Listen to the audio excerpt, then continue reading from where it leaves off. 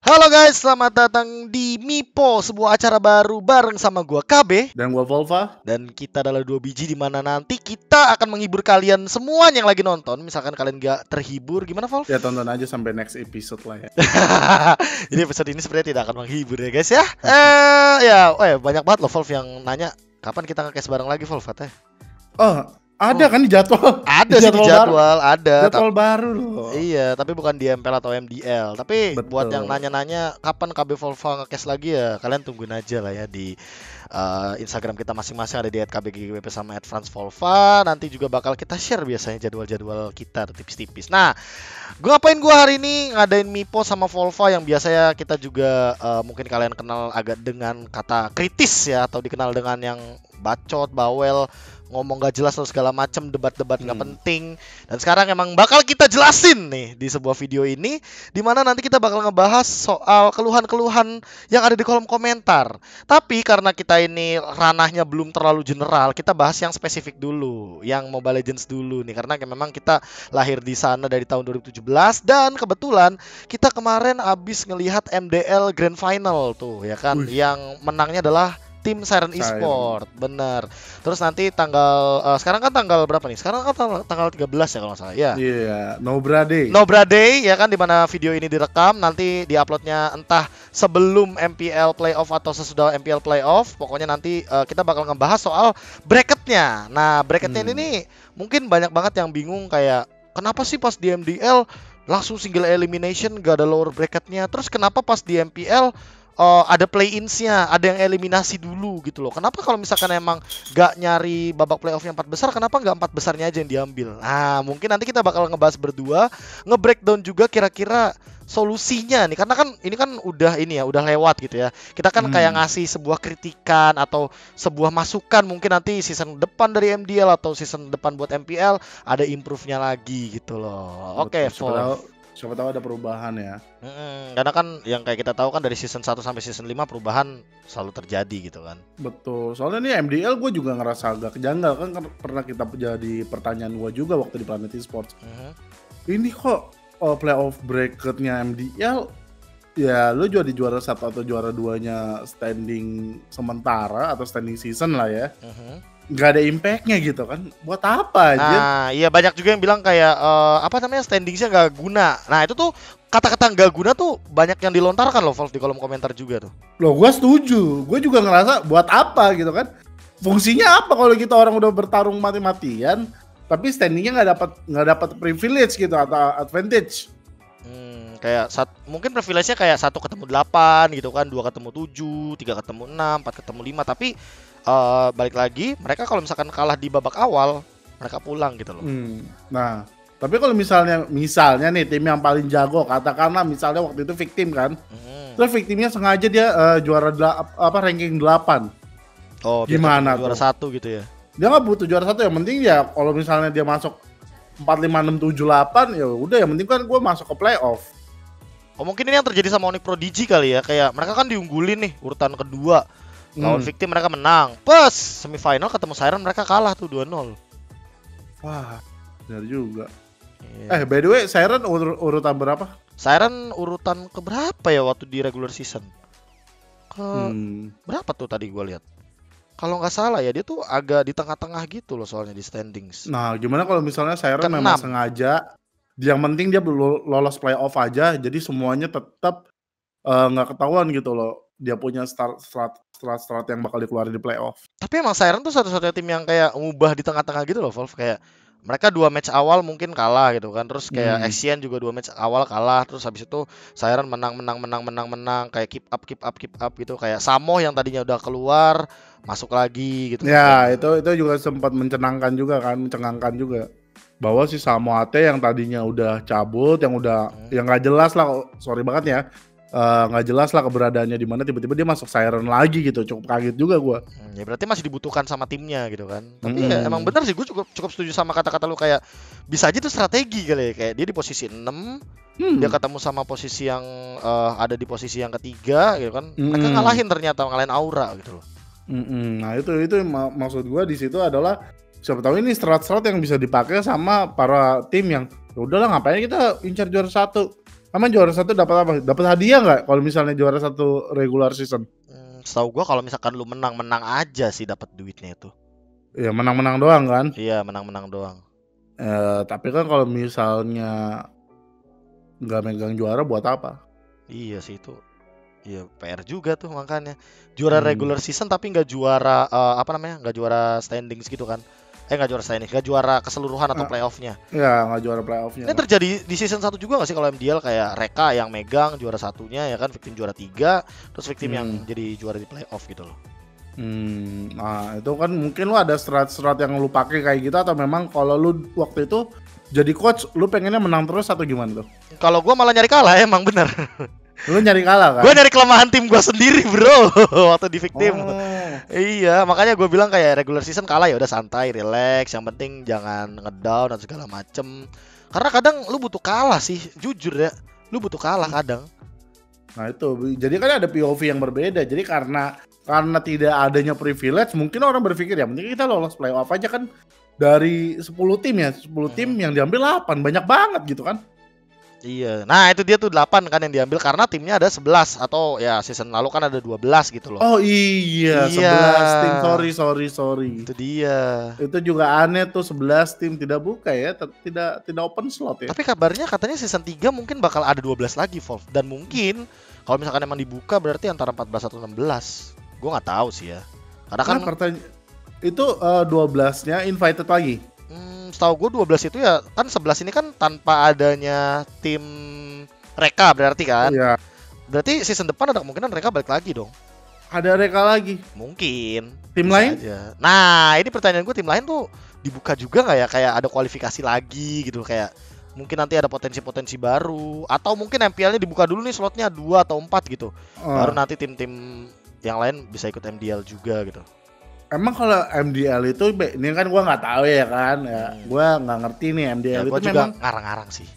Iya, MDL itu memang harus ada PT yang jelas atau segala macam yang gonong gininya jelas ya, biar bisa ikut MDL. Kayaknya iya nggak sih? Kayaknya menurut gua, kalau misalkan udah yang pertama kali MDL itu diperkenalkan kan dia tuh kayak professional league yang tier 2-nya, ya nggak sih?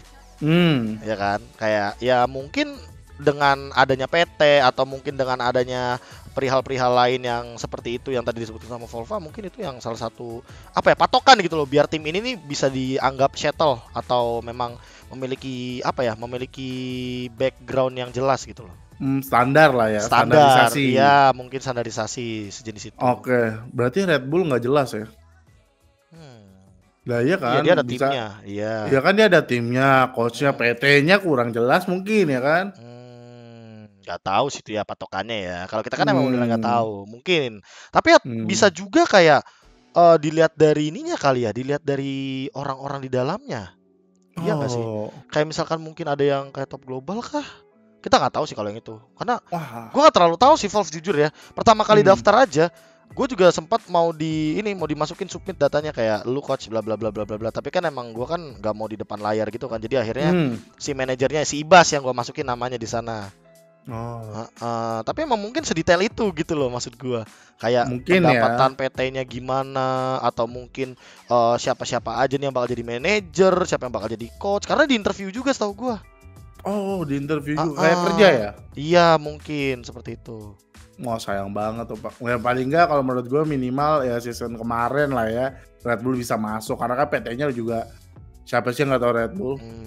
Kayaknya banyak sih Volv, banyak banget Volv. Setahu gue kayak yang nanyain MDL, MPL dibukanya kapan kayak gitu. Kayak secara logika gini deh, kalau misalkan emang ngelihat banyak banget tim-tim atau player-player yang ngomong soal MPL, geng kapak mau join MPL ngomongnya. Nah kayak gitu tuh. Apakah mereka bakal melangkahi MDL atau gimana gitu loh sistemnya. Tapi kan kalau misalnya geng kampak aja bisa masuk MPL lah katakanlah ya. Yes. Masuk MPL, kenapa orang-orang kayak Louvre, misalnya Red Bull kita ngomongin ya? Oh iya, atau kenapa nggak masuk MPL, IOG, Seven Heaven, ya, betul. Yang kayak gitu-gitu kenapa nggak bisa masuk ya? Kan sayang loh. Banyak banget orang-orang kayak netizen yang berpikir, bang gue bisa loh jago berkompetisi. Ya mungkin ya kan kita nggak tahu ya. Atau mungkin memang ada player-player yang udah biasa turnamen daerah dan beberapa kali turnamen nasional. Kayak Kings bagus loh. Iya, Kings bagus. Iya, kayak Kings bagus ya kan. Tapi nggak ada wadahnya gitu ya. Iya, kayak teman-temannya Coverboy. Oh. Iya benar nggak? Anak-anak Palembang. Palembang. Kan? Iya, yang kita ketemu di MLCC tuh. Betul, itu bagus, banyak. Cuma mungkin mereka ya karena MPL-nya nggak ada slot juga, MDL nggak ada slot. Atau karena gimana? Apa ya? Atau karena COVID juga kayak jadi yang daerah-daerah ini nggak ke-catch gitu loh. Nggak ke-catch ya? Iya, kayak biasanya kan kita ada MLCC kah, MIC kah, yang mungkin nanti narik potensinya si player-player ini juga gitu loh. Tapi kalau kayak gitu menurut gua bukannya kayak turnamen putus doang ya? Iya, benar. Karena yang dicari playernya. Iya kan? Iya. Ya, terus udah gitu dari daerah juga nggak lima-limanya diambil ke nasional. Benar. Jarang yang ngambil satu tim tuh. Betul. Paling cuma 1-2 pemain doang. Iya. Kayak caranya Red Bull tuh bagus tuh menurut gua. Bener kata lo. Gue jadi keinget caranya Red Bull buat nyari tim. Mereka bikin turnamen, scouting, mereka cari nih komposisinya mana yang pas, nyari satu tim, tambahin berapa player lagi, jadi satu buah tim. Nih. Tapi kan nggak semuanya bisa gitu, itu kan duitnya juga gede bos. Iya itu dia, makanya gue bilang kan itu nama besar gitu loh. Ya tapi jadi pertanyaan juga. Tapi kalau menurut teman-teman yang lagi nonton, kira-kira apa sih yang menjadi patokan buat masuk tim MDL? Mungkin teman-teman nih punya kayak sebuah insight atau opini. Kalian boleh tulis di kolom komentar. Nanti juga kita bakal mungkin tipis-tipis bahas di episode selanjutnya. Nah, tadi kan masih kita bahas nih bracketnya Wolf. Tapi kalau lu berarti tidak setuju dengan bracket yang tadi single elim. Terus solusi lu apa? Apakah double elimination atau gimana menurut lu? Ya kalau misalnya memang ada advantage seperti itu ya advantage dong. Ngapain orang capek-capek jadi standing topnya regular season kalau nggak dapat privilege.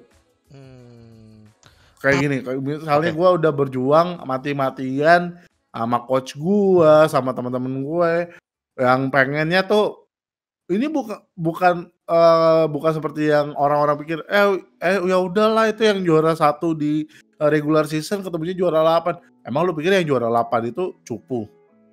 Enggak dong. Enggak dong. Lah kalau orang misalnya kayak RRQ jago banget, ya kan? Yeah. Tapi dia sengaja stay di nomor 8. Gimana menurut lo? Di MPL EVOS urutan ke-6.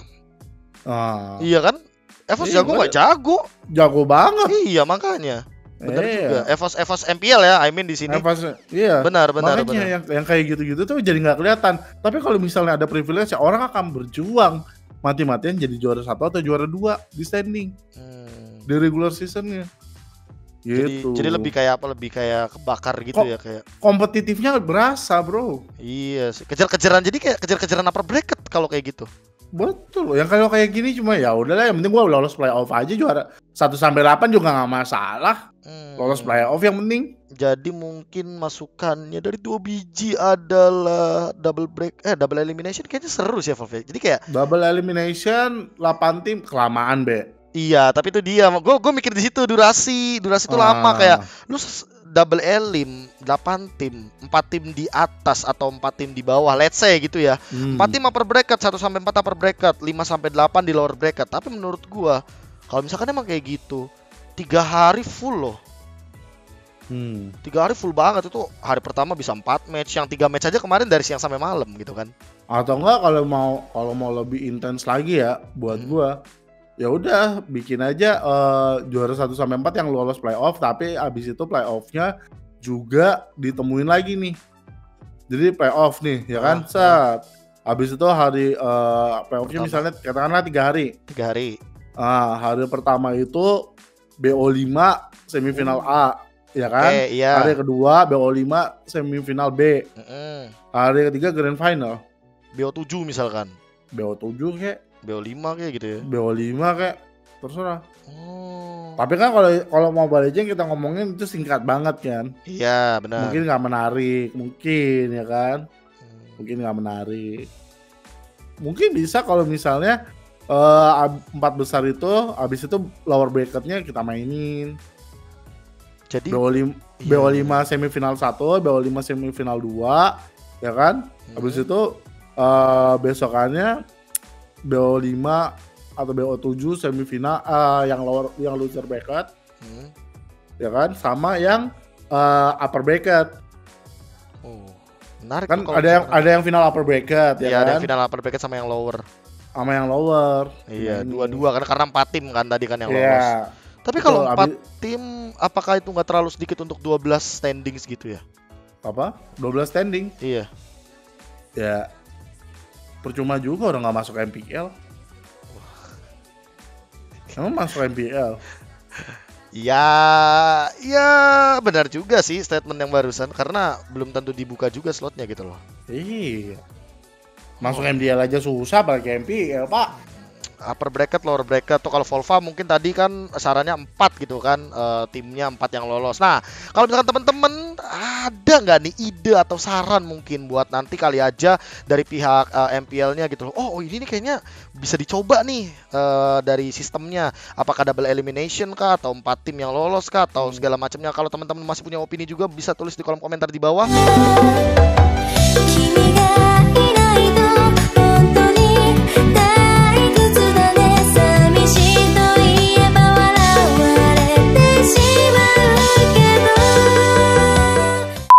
Betul, nah itu ibaratnya Geng Kampak tuh kayak slang mau siapapun timnya lawan Geng Kampak pasti rame nih Geng Kampak.